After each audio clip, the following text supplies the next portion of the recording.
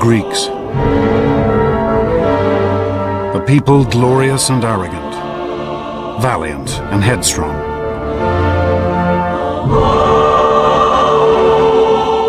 These were the men and women who laid the very foundations of Western civilization.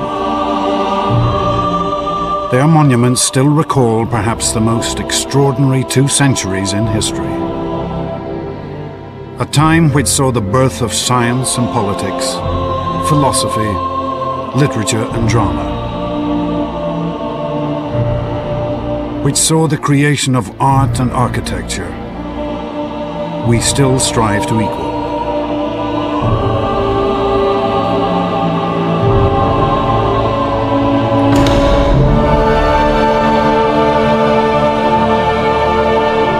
And the Greeks achieved all this against a backdrop of war and conflict. For they would vanquish armies, navies, empires many times their size, and build an empire of their own which stretched across the Mediterranean. For one brief moment, the mighty warships of the Greeks ruled the seas, their prosperity unequaled. These achievements which still shape our world, were made not by figures lost to time, but by men and women whose voices we can still hear, whose lives we can still follow. Men such as Themistocles, one of the world's greatest military generals. Pericles, a politician of vision and genius. And Socrates, the most famous philosopher in history.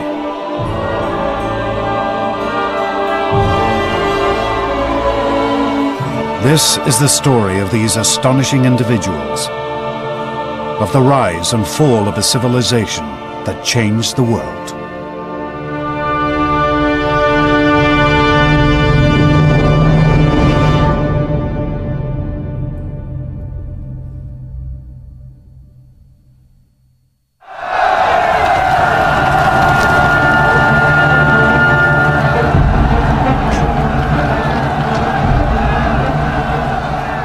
(508 BC), 5 centuries before the birth of Christ.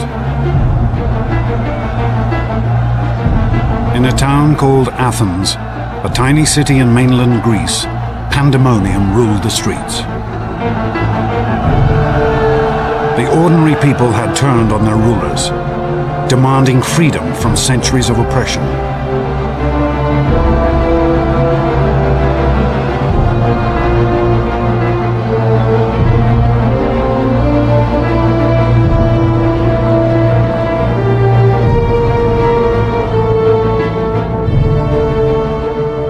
At this moment, one man looked on. An Athenian nobleman named Cleisthenes.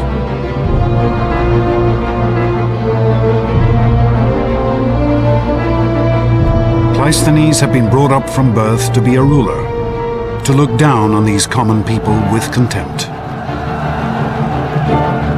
But this one night would be a turning point in his life, in the history of Greece, and in the history of civilization. In a flash of inspiration, Cleisthenes would see that these ordinary people should have freedom, a chance to shape their own destiny, to govern themselves.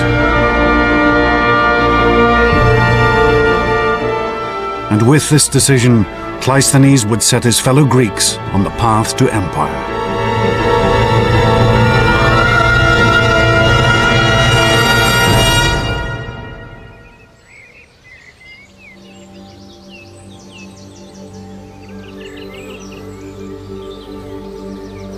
Historians estimate that Cleisthenes was born around 570 BC. He was hardly the type to become a man of the people, for he had been born into one of the richest families in Greece, his home a palace by the standards of the day.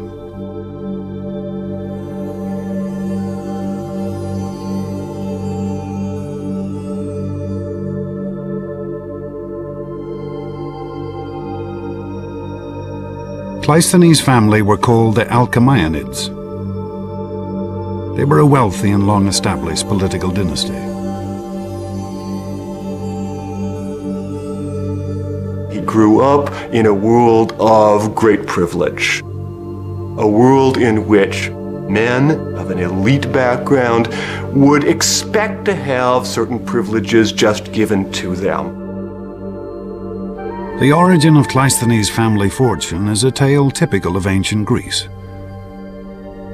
A curious story lost half in myth. The first Greek historian, Herodotus, claims that Cleisthenes' grandfather once performed a favor for a great king named Croesus, a king of immeasurable wealth. In return, he was told he could take a gift of gold dust from Croesus' treasury. But according to Herodotus, Cleisthenes' ancestor couldn't restrain himself just to loading up his pockets. He stuffed every orifice of his body, his ears and his mouth, with shimmering gold dust, and then poured more over his head and hair. And Herodotus writes that King Croesus was so amused by this bravado that he let him take all the gold he was carrying and as much again.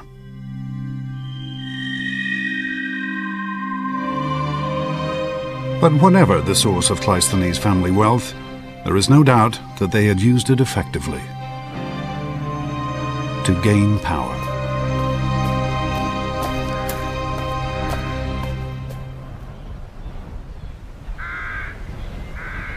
From his earliest days, the young Cleisthenes was taught that he was an aristocrat, ancient Greek for a member of the ruling class. In the 6th century BC, these aristocrats controlled everything that happened in Cleisthenes' hometown, a small settlement called Athens.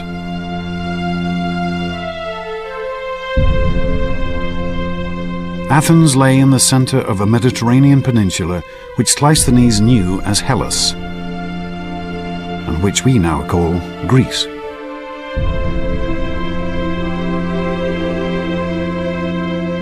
In the days of Cleisthenes' youth, it would have seemed impossible that this city would soon rule an empire. It certainly is not what we'd call a city. Forget Manhattan. Athens in the center has public buildings, but otherwise I think one should imagine more village style of accommodation and habitation.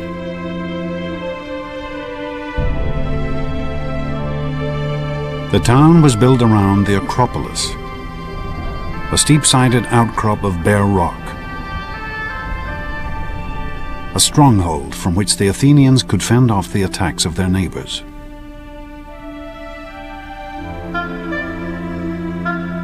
In the narrow streets surrounding the Acropolis huddled the simple homes of farmers and tradesmen.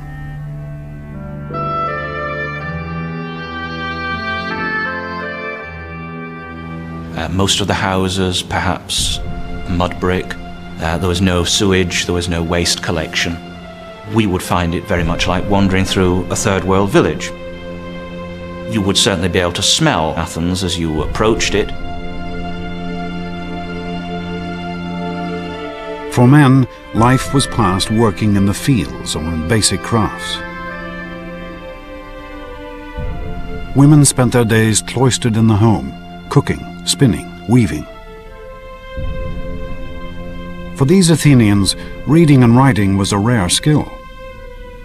There was nothing that we might call science or medicine.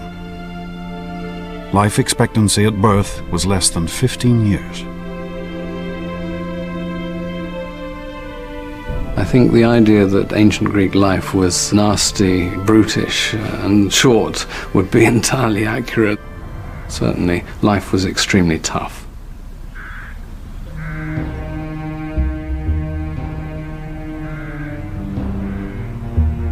This was no society of equals. The common Athenians lived under the yoke of the aristocrats, men such as Cleisthenes' father. The traditional political milieu from which Cleisthenes arose was one in which all effective political power was being dominated by a relative handful of people. The possibility that the ordinary people of Athens would actually matter was the furthest thing from the mind of the traditional Greek elites. For the Greek writer Aristotle, this was a world riven by injustice. The whole country was in the hands of a few people. The hardest and bitterest thing for the masses was their state of serfdom. Not that they weren't discontented with anything else, for to speak generally, they had no part nor share in anything. Athens was, in a sense, turned against itself. You had one part of the population, the aristocratic elite, holding power at the expense of the rest of the citizen population. Dominated by aristocrats interested only in preserving their own power, Athens hardly seemed a state on the verge of building a great empire. But then Greece also seemed an unlikely land to give rise to greatness. If you look at the physical world of Greece, it's not the kind of place that you'd immediately expect to produce a great civilization. Simply too many mountains. Greece does not have the obvious kind of physical unity that typically seems to be associated with the really great imperial civilizations of the ancient world. The great civilizations of Cleisthenes' day had grown up around rivers and the fertile plains stretching from their banks. To the south of Greece lay Egypt, where the regular flooding of the Nile sustained a civilization already 2,000 years old. And to the east lay the Persians,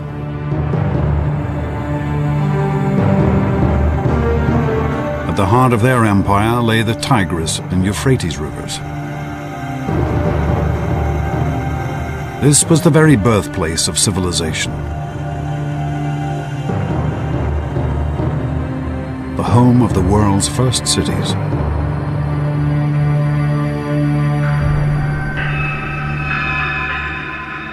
But mainland Greece had no great open plains. This was a landscape riven by mountain ranges.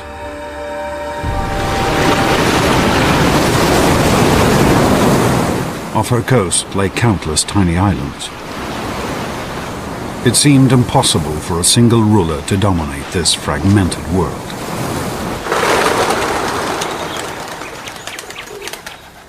Instead, Greece was divided into countless tiny nations called city-states, each fiercely independent, each with its own culture and history.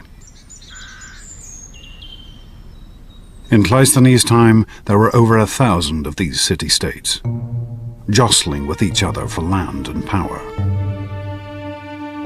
They never were politically unified, or at least in the classical period, never politically unified. And indeed, each individual Greek city-state, each polis, sought to maintain its own independence, sometimes successfully, sometimes unsuccessfully. In the early 6th century, Athens was not nearly the most powerful or important of these tiny nations. Argos had stood for over 1,000 years. Her citizens were able to trace their history back to the mythical days of the Trojan War.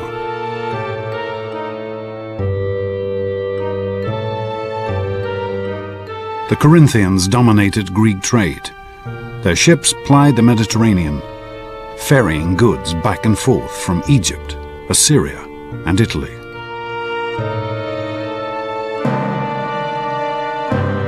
But there was one city-state which had military power, which appeared that it might come to dominate all of Cleisthenes' Greece. In the south of Greece, around the reed beds of the river Eurotas, lay the city-state of Sparta.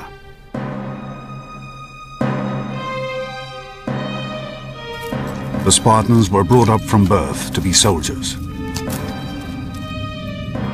raised in the field, separated from their families, their lives structured around discipline and war.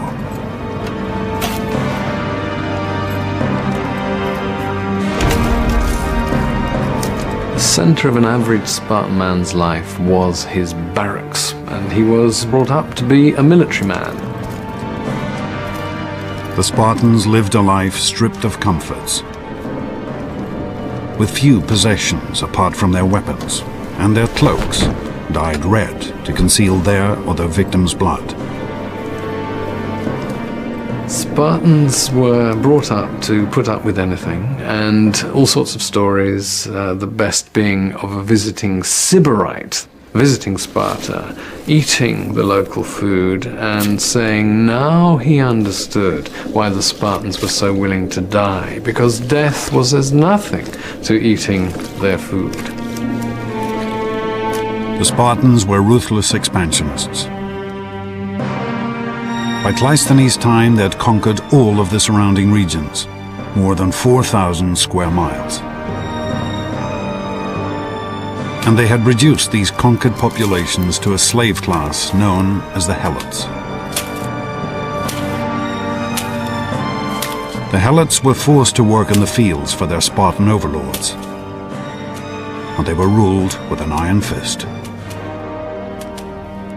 The Spartans every year declared war on the Helots, and the point of this was partly, of course, to reinforce their sense of identity as a warrior community, but also, rather calculatingly, to make it legitimate to kill a Helot. And Helot culling, as opposed to killing, was a regular practice.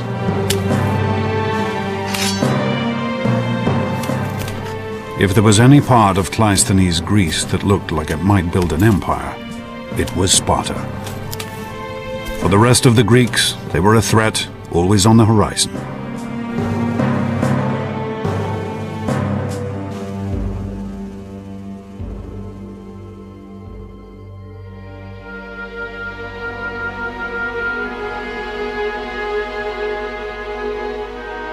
This was the world of Cleisthenes' childhood. Brought up a member of a self-interested elite in a state that was only a third-rate power.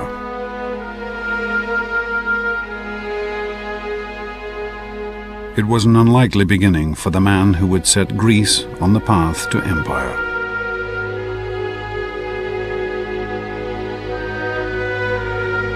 But then Cleisthenes had always been a man fired by a dream. A uniquely Greek vision of the greatness a man could achieve.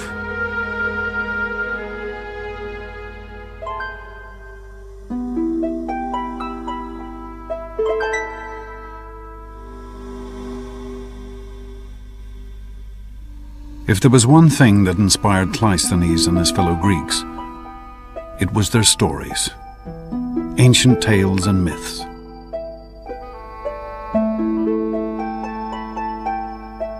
The country was continually crisscrossed by hundreds of traveling bards who recited these stories to whoever would pay. These were people who, in an age without writing, had memorized over 1 million lines of poetry. It's very easy to underestimate the power of the human memory when we live in a culture like ours, which has so many means for recording things. Before the Greeks got the alphabet, they seem to have been able to remember vast tracts of poetry and pass it on over the generations in a quite remarkable way. These traveling bards would have regularly visited the Athens of Cleisthenes' childhood, and their stories would have influenced and shaped him from his earliest days.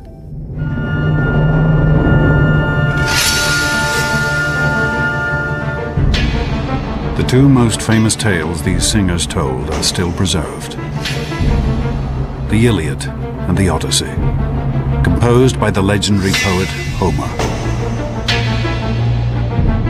These works tell of mighty battles and epic struggles. and at their heart lie the heroes. Mythical figures whose strength had won them power and glory. Heroes, almost by definition, were doers of great deeds. The more heads you knocked and the more young women that you deflowered, the greater your heroic status. Images of heroes are found all over Greek art. These warlike figures, valiant, beautiful, determined to seize victory at all costs, were the Greek ideal. The heroic ideal was absolutely central for the whole world of Greek culture. Heroes were terrific achievers, and one might hope to achieve heroic status by modeling oneself on the deeds of, for example, Achilles. Achilles was the archetypal Greek hero. As a child, he had been offered the choice between a long, ordinary life or a brief burst of glory on the battlefield. Achilles' choice had been an early death and eternal fame.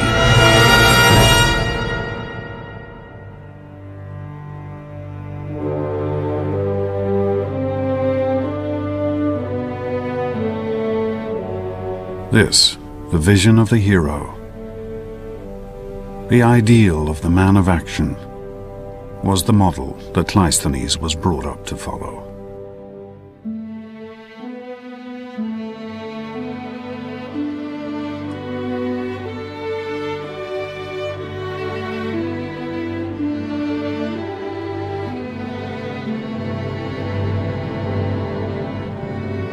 To pursue a life of greatness and glory,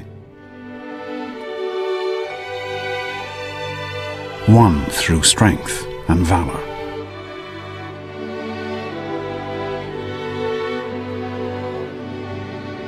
To seize power and victory for himself and himself alone.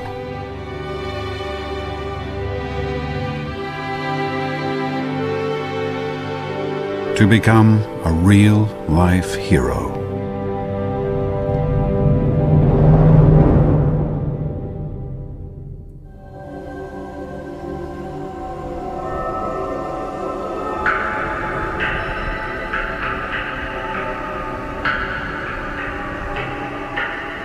But Cleisthenes was not the only one to take the tales of the mythical heroes to heart.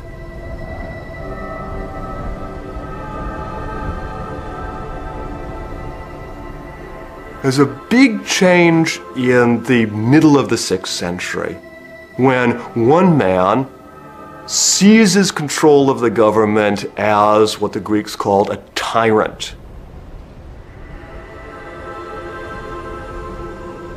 The story of how this tyrant or sole ruler came to power has been preserved by the historian Herodotus.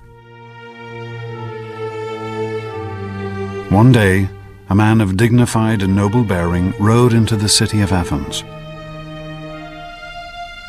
Beside him stood a tall and beautiful woman. A woman he claimed was the patron goddess of Athens, Athena. This dashing figure demanded that he be given the rule of Athens, for like one of Homer's heroes, he had the protection of a goddess. Surprisingly, he was welcomed by the Athenians as their new ruler, despite the fact that the goddess was simply a particularly tall girl from a neighboring village.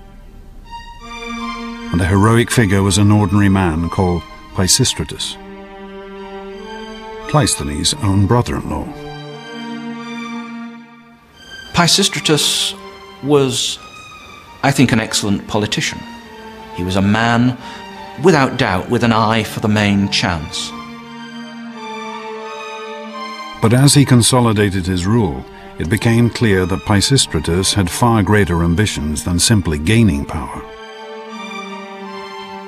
Pisistratus was an extremely intelligent man.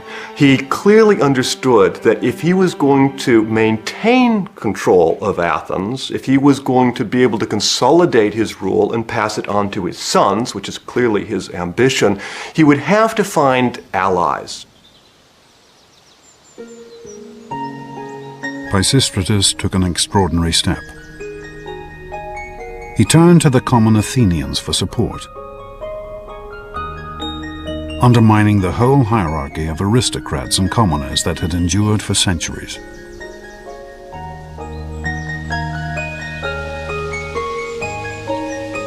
Pisistratus reduced taxes and introduced free loans to allow the people to build up their farms.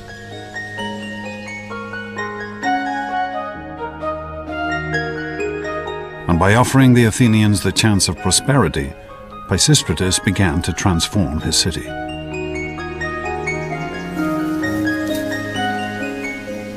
With the rise of Pisistratus, we start to see the success of agrarianism accelerated at Athens. And that's going to be a kernel that's going to grow and grow and grow in the ensuing 2 centuries. And one of the results of that is we see more vines and olives.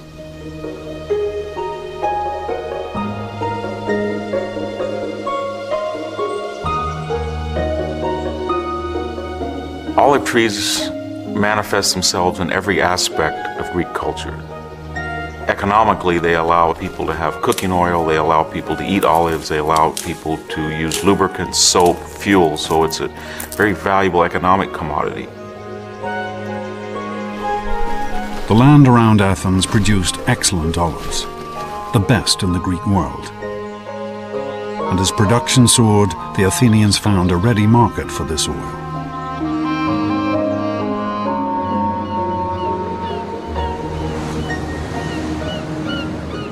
Not only in the other Greek states, but across the sea, in Egypt and Phoenicia, Persia and Assyria.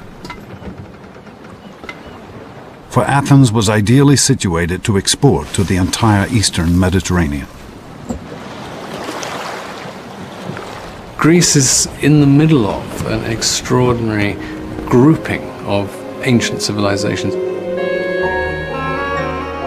It's bounded on the east by the great Persian Empire, on the south by the age-old civilization of Egypt, on the west the Etruscans and the Romans.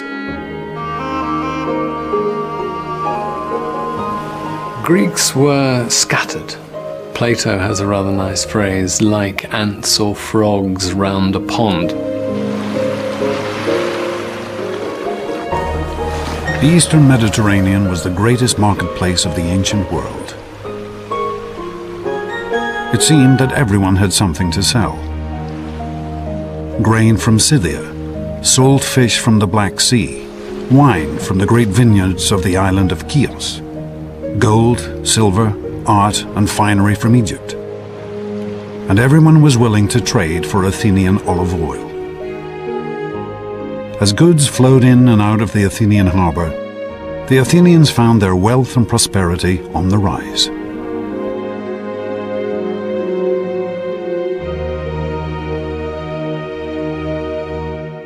But the most astonishing consequence of Athens' sudden expansion was to be found in the darkest streets of the city.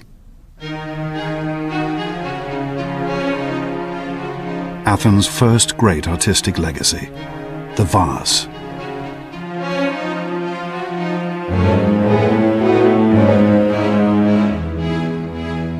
And I think what's fascinating about the pottery is that in its own time, it wasn't a big deal artistically. What was inside the pots was almost invariably worth more than the pot itself.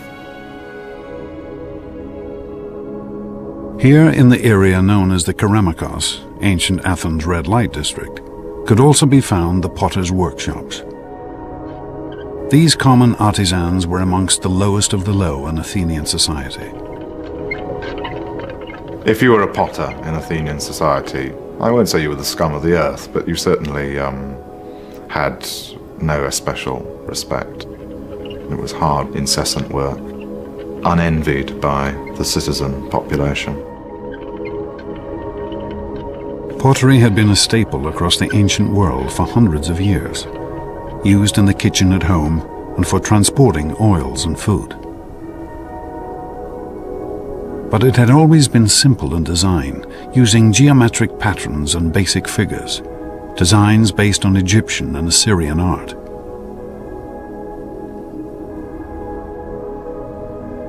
But Athenian potters, as they decorated their work, began to develop a whole new style of painting.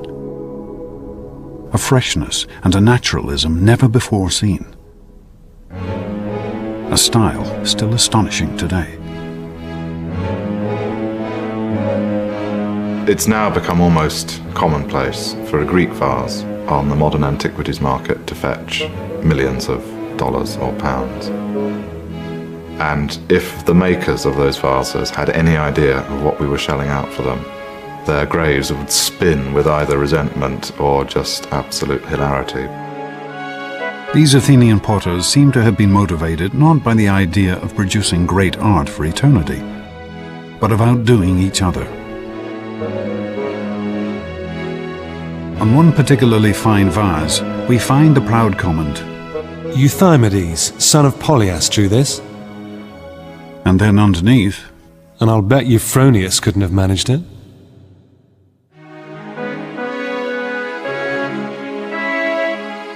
for the first time in their history, the ordinary Athenians had tasted freedom, and they had shown their capacity for extraordinary achievement.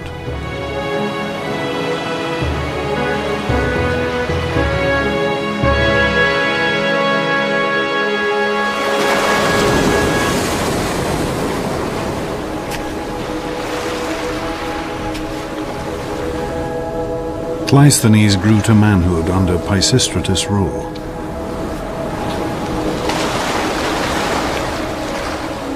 And he saw how Athens changed. His home had turned from a modest rural settlement into an international economic power.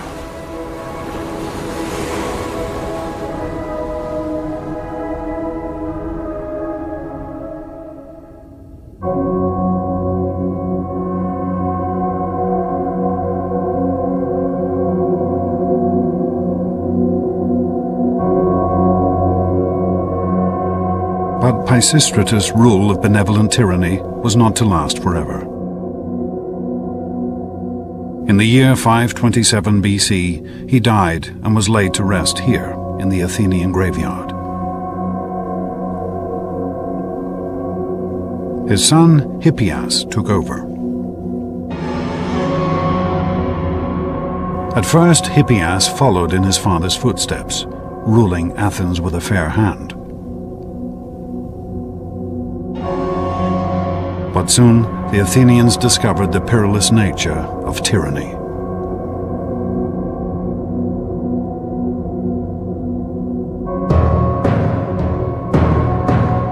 Historians tell us that in the year 514 BC, Hippias' brother was murdered.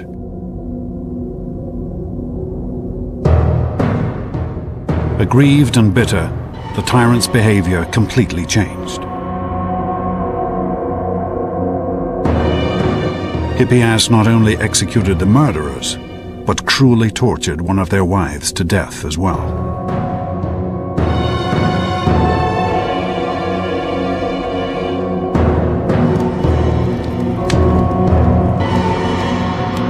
Aristotle described the ruler's slide towards madness. After this, the tyranny became much, much harsher, for Hippias ordered numerous executions and sentences of exile in revenge for his brother. And he became embittered and suspicious of everybody. The freedoms that the common Athenians had gained under Pisistratus were now stripped away. There was now a real tyranny in the modern sense in Athens. Pisistratus had come into power for a cause. His son now had no cause other than self-preservation.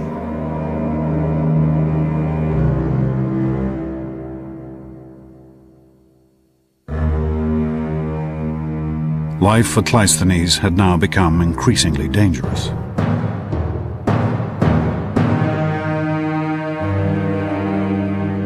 For the paranoid dictator knew that it was from here, from the aristocrats, that the greatest threat to his power could come. And Hippias' fears would be proved right.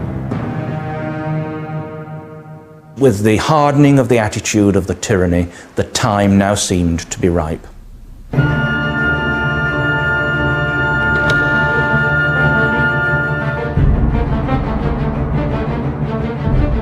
Cleisthenes decided to take his first great gamble. He would try to overthrow Hippias, to gain power for himself and his family. Cleisthenes' ambition to make his mark upon the scene is something that, of course, would have been impressed on him from a very early age. From the stories of the heroes, that they need to succeed and to strike at the right time. For Cleisthenes himself, it would be an achievement. Cleisthenes assembled a conspiracy to overthrow the tyrant. Hippias was trapped in his stronghold, captured and banished from Athens forever.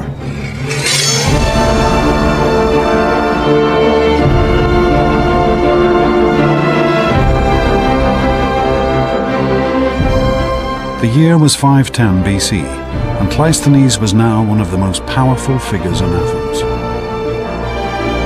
He had lived up to the heroic myths he'd been brought up to follow since childhood.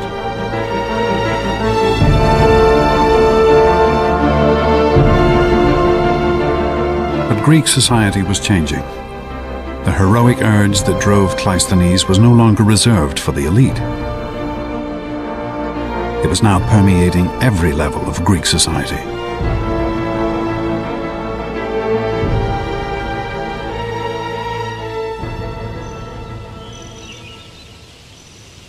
This is Olympia in southern Greece. Here, once every 4 years, men from across the Greek world would gather to compete in a vast contest of athletic skill. This was the ancestor of the modern Olympic Games.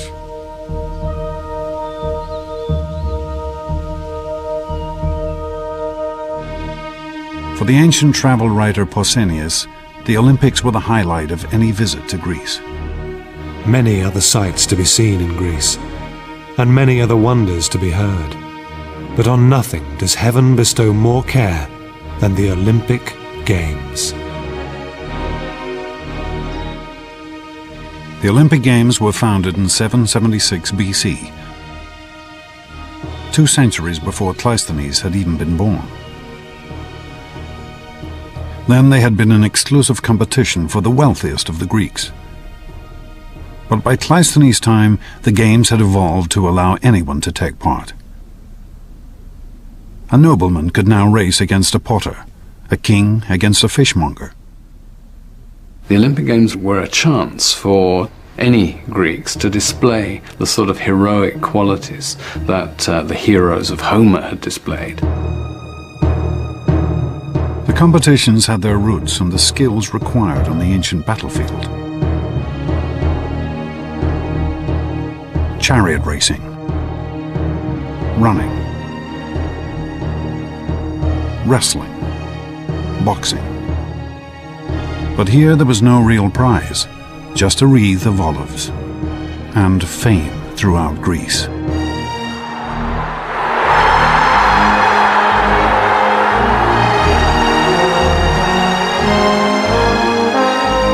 A competitor would be surrounded by the largest gathering of Greeks in peace that he would ever experience.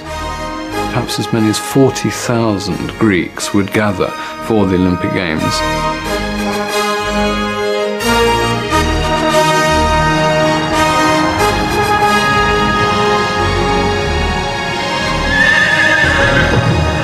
Greeks would travel hundreds of miles to attend the Olympics. And during the festival, the land surrounding the stadiums would be covered with encampments.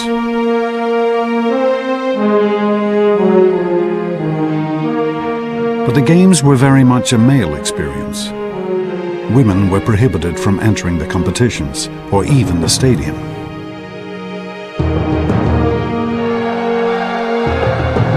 But for the Greek man, whatever his origin or class, to win here would be the highlight of his life. You had, briefly, a moment of glory, of extreme fame, which was what the competitive culture of the Greeks valued so highly. Here the Greeks had perhaps found a civilized way to satisfy the heroic ideal. They had built a meritocracy based on skill and ability, where anyone could win.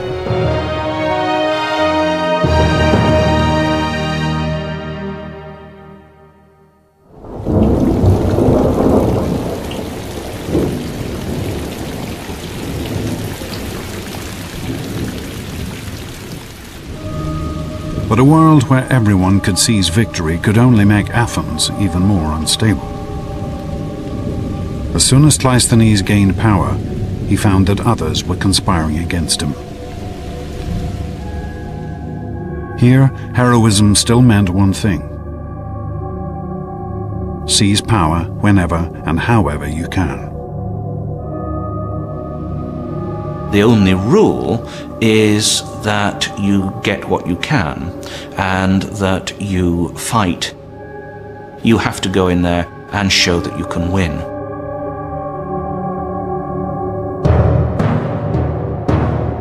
The most ambitious of those conspiring against Cleisthenes was a man named Isagoras. Isagoras was another Athenian aristocrat. He too had been brought up to believe that power was his right. But Isagoras also knew that he could not gain power on his own.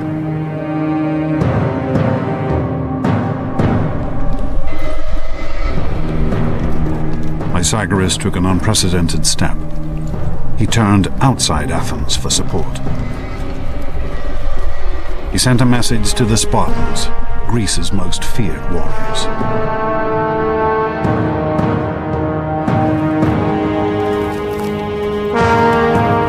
Isagoras was an old friend of the Spartans. Rumor had it that he had shared his wife with the Spartan king. The Spartans immediately provided a force of their finest troops to back up Isagoras' bid for power, to help him betray his city. Isagoras really was upping the stakes. He brought in the most powerful state in Greece. It was pretty clear he was going to turn Athens into a subject state to Sparta.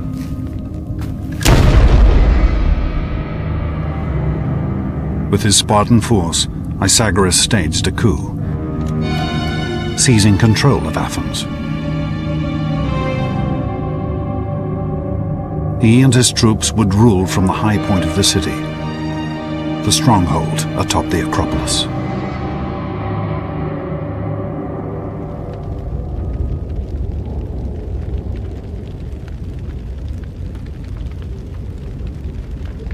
The first targets of the new tyrant were the other aristocrats.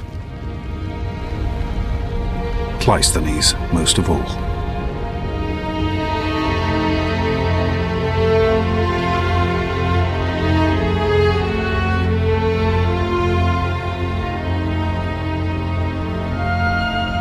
Over 700 households were cast out of Athens, including Cleisthenes and his entire family.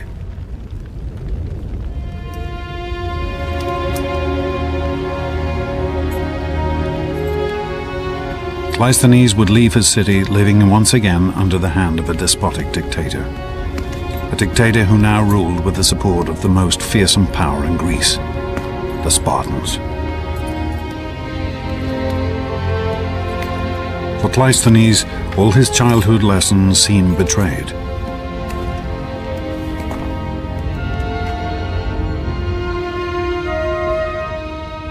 He had been brought up to be an aristocrat and a ruler.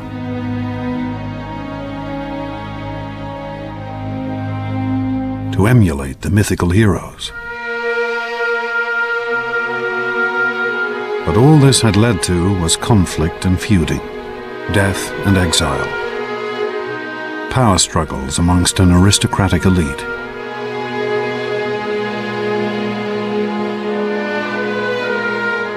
How could Athens ever escape from this pointless cycle of violence?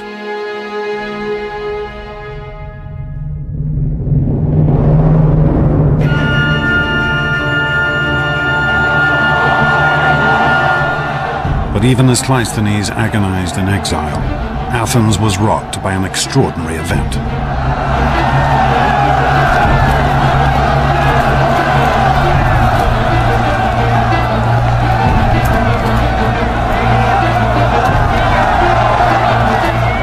Like their mythical heroes, the ordinary people of Athens now took their destiny into their own hands.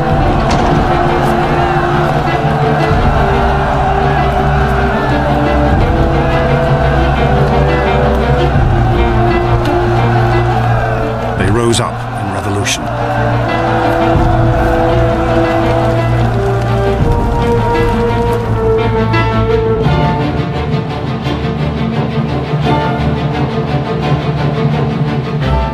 Pythagoras and his Spartan allies blockaded themselves atop the Acropolis, the high point of the city. But even there, they could not escape the fury of the common Athenians.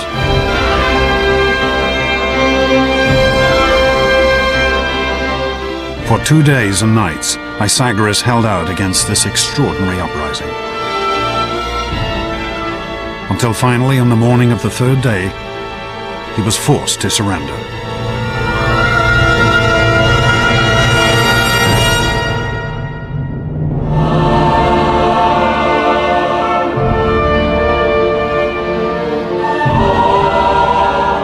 The year was 508 BC.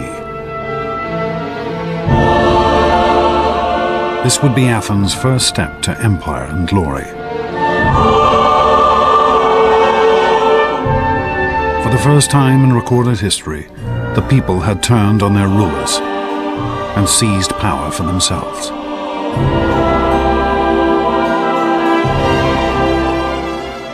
Athens at this point is in control of the mob, the ordinary people who had risen up without organized leadership, and then the question is, what happens now? At this new dawn, the Athenian people now turned to one man. A figure whose life, whose experiences and disappointments had given him a unique vision. Cleisthenes was recalled from exile and asked to build a government.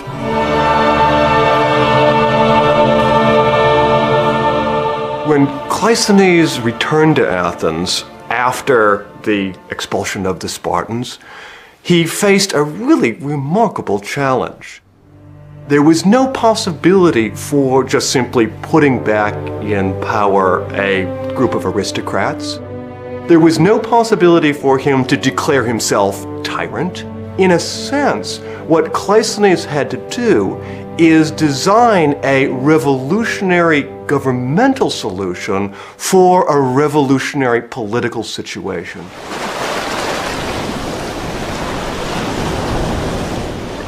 For Cleisthenes, the problem was how to give his fellow Athenians the say in their future that he knew they must now have.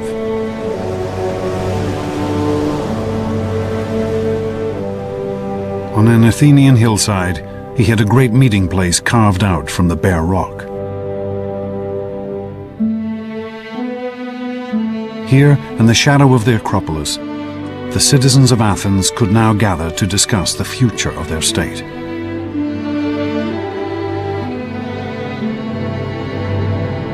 On these very steps, rich and poor alike could stand and address their fellow citizens.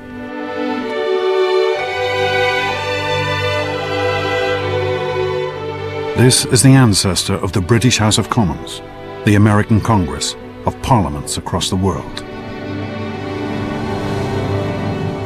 And where government had once been decided by the strength of a sword arm or the thrust of a sharpened spear, Cleisthenes instituted the simple vote. A white pebble for yes, a black pebble for no. And with this elegant and simple idea, Cleisthenes instituted the rule of the people. A system of government which we now know as democracy.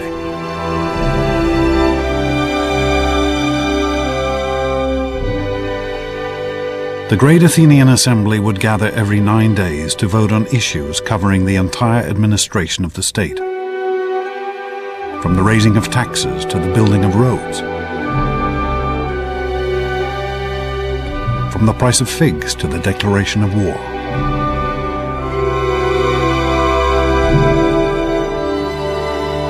Athenian democracy is a very different sort of democracy from ours. One has a sense, as an Athenian citizen, that you really can make a difference. There is no us and them. There is no government separate from the ordinary Athenian citizen body. They are the government. Democracy represented a sharp break. An originally elitist, heroic culture was now turned on its head, and the idea was that even ordinary Greeks who weren't aristocratic, who were not rich, could be, as it were, heroes in politics.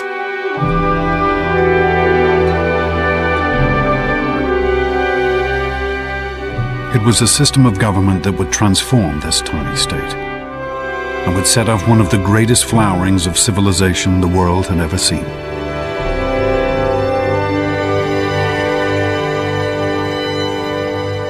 It's not just an accident that you had democracy and you had this tremendous flourishing of culture. I think that democracy really does, in a very real way, unleash, make possible potentials within human societies that are very unlikely to be unleashed, to be made actual in any other way. The Athenians would take what had been the greatest achievements of the ancient world and transform them.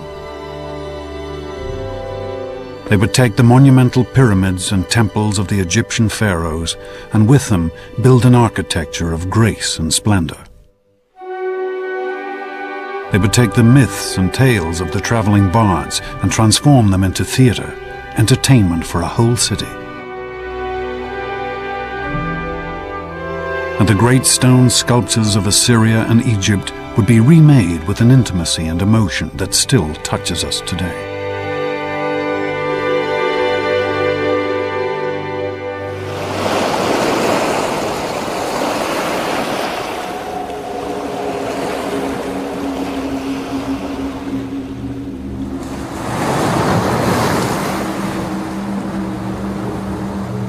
But just as Cleisthenes' democracy was gaining strength, a new threat was gathering in the east. The mighty Persian Empire. The Persians were the greatest power of the day. They ruled an empire that stretched from India to the Mediterranean. But as Athens had grown in power and confidence, the Persians realized that this tiny state on their eastern border might soon pose a threat.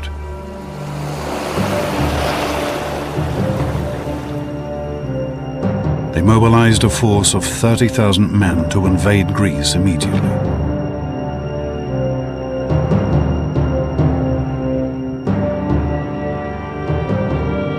Cleisthenes' democracy, hardly born, was now to face its greatest test.